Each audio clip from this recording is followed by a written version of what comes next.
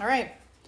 So in your handout, you have this definition, which we're going to talk about it a little bit more. Geometric dilation can be compared to the process of having your eyes dilated. If you've ever been to the doctor and they dilate your eyes, they put drops in it and changes the size of the pupil. So we actually have a picture in your book that describes it. But it's the same concept. It's changing the size of a geometric figure is a dilation. With a dilation, the original size changes based on a scale factor. So when you did this activity, they told you to plot these 4 points. You should have gotten a quadrilateral of some sort, labeled A, B, C, and D. And then they wanted you to dilate the figure by doubling every single one of these, every single horizontal distance. So the first one example they gave you was -1, 1. It was 1 unit left and 1 unit up. And they wanted you to double it. So you should have gone 2 units left and 2 units up and gotten new coordinates. So yours should have looked something like this when you got done with it. You should have had your original figure, A, B, C, D, this quadrilateral. And then this should have doubled. Every single point should have doubled, because that's what they wanted you to do. And then they wanted you to write down the new coordinates. So the new coordinates here, I guess you can see those, -2, 2, -8, 0, -10, 10, and -4, 6 should have been your new coordinates, all right? It says, how do those compare? Well, hopefully you figured out that you doubled them, right? Your coordinates are all doubled. It says this type of dilation is centered at the origin because the distance is measured from that point. They mentioned this term, scale factor. If I were to ask you what the scale factor is, and you probably know that term if you've ever worked with a scale model of anything, whether it be when you were younger and you had little cars that you played with, or whether you've been at some type of exhibit where they have a scale factor of something. Your scale factor was 2. The term doubled. Every term was 2. So the relationship between the original coordinates and those is that it's multiplied, and that is the basis of a dilation. So if you go in your books to page 498, they actually give standard definitions of dilations. We're going to do a couple of these, and then we're going to go through all the types that we've done so far. So page 498 in your book. A dilation is a transformation defined by its center at P. All of yours will be on the coordinate plane, so your center will be the origin. All right, I'm going to show you what it looks like in construction, but your centers will be the origin here. They give the same example your handout did when you're dilating your eyes. They put drops in your eyes that makes your pupil expand like this. That's why they give you crazy glasses to wear outside after your eyes have been dilated, because it can hurt your eyes because they're open to the sunlight and they don't close back up to protect your eyes from the sun. So they give you glasses to protect your eyes. All right, and so they've just expanded it. In geometry, you are given some figure. In this case, they gave you a triangle. And honestly, for a dilation, you actually have this point P, and you are changing the distance from that point P. You'll notice that they drew an angle from P to C, and then they kept going out. This ray kept going. The distance from P to C is exactly half the distance from P to C prime. All right? In this case, if it doubled, whatever it is, this actually looks like about 2, probably more than double. In our example, if it was doubled from P to B, would be exactly half from P to B prime, and so on and so forth. Whatever your actual scale factor is, all right? Now, scale factors can make things bigger and they can make things smaller, all right? So if you look at the next group, in this case, they dilate it with a scale factor of 3. So we went from this figure to this figure. It made it 3 times larger. 3 times larger. But in the very next example, they have a scale factor of 1/2. So my original figure is this one. My new figure is this one. It was half as large. So scale factors, if they are larger than 1, they will make the image get larger, obviously. If it is less than 1, it will shrink. All right? If it is exactly 1, it won't change, right? Because you're not changing it. But anything bigger than 1 is going to make the image grow. Anything 0 to 1 is going to make it get smaller. And they're both scale factors. It can enlarge it or it can reduce the size. All of ours find the scale factor. In this case, They've given us information and they want the scale factor. My original is always the one without the prime marks. My new one is the one with the prime. It went from 12 to 30. All right. So you're not going to be able to just say, okay, 12 times what equals 30, because it's not even. If this had been 36, that would be easy. But to do your scale factor, you're just going to take your new one over your original one. That is your scale factor. Now, you can probably look at that and tell me that I want you to do something with this. What do you think I want you to do with this guy? I want you to actually divide it out or reduce it. Your scale factor needs to be in simplest form. So if you divide it, you can see 6 goes into both of those. So 5 halves would be a valid scale factor, or 2.5 would be a valid scale factor. Both of those would be valid, but 30 over 12 is not in simplest form. So you would want that to either be a reduced fraction or a decimal. And typically if your decimal is a repeating, like let's say this had been, something like 1/3, you would want to leave it as a fraction. The only time you want to go ahead and put it in decimal is if it is a terminating decimal, not one that you would have to round. So 2.5 is fine, but 2.33333, you would not want to do that as a scale factor. You would want to do that in fraction form, okay? But it does need to be simplest. What you then know is that every single one of these sides would be changed by that 2.5. Once you know the scale factor, it affects everything. It affects your side length. It affects your perimeter. Everything is affected exactly the same as your scale factor. All right. Your side length and your perimeter is going to be affected the same. All right. So let's look at it on the coordinate plane. Example 4. All right.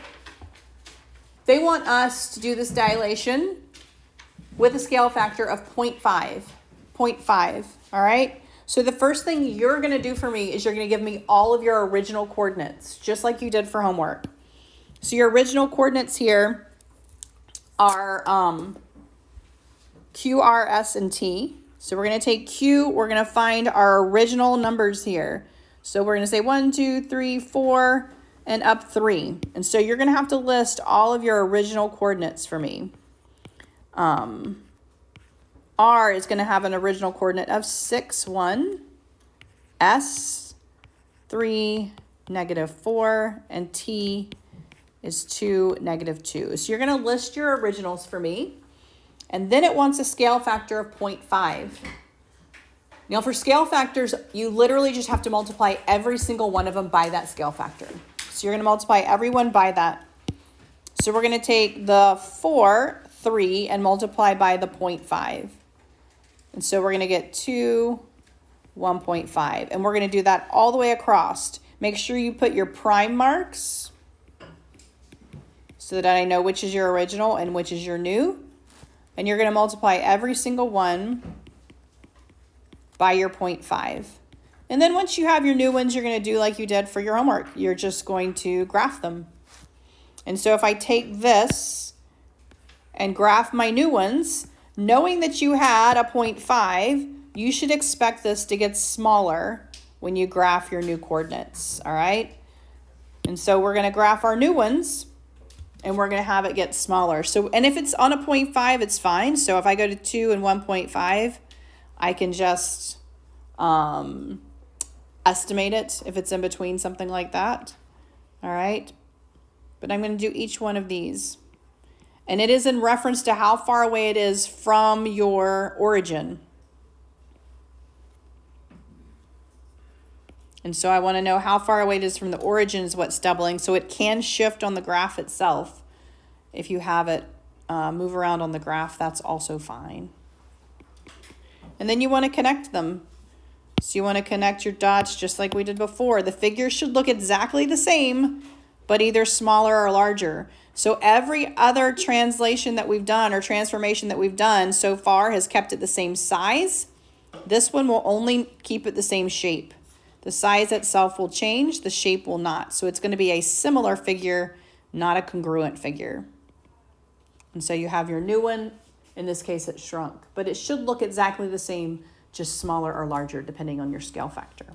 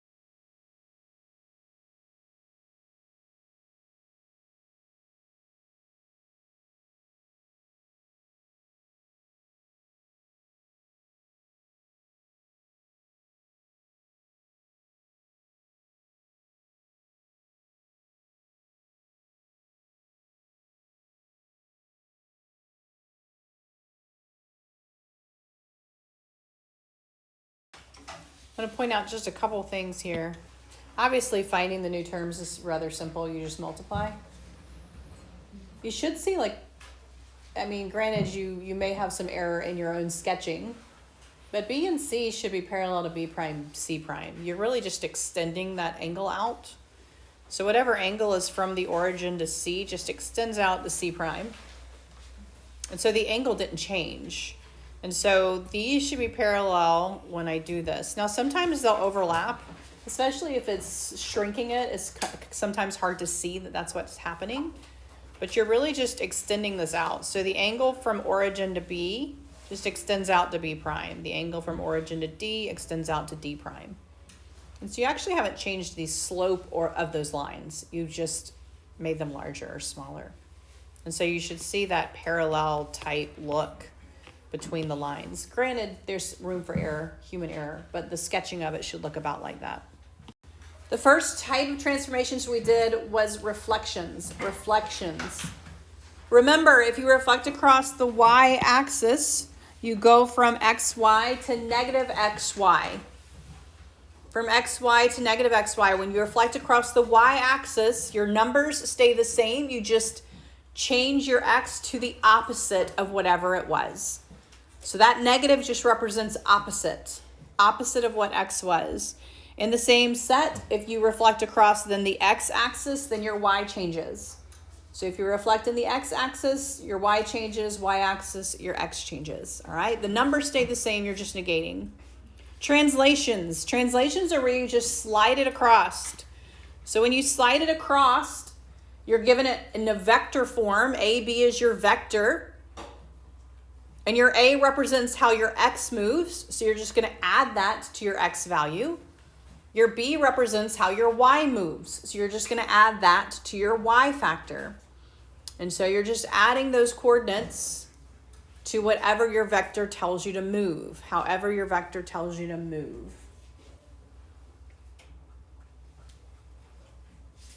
After translations, we started doing rotations.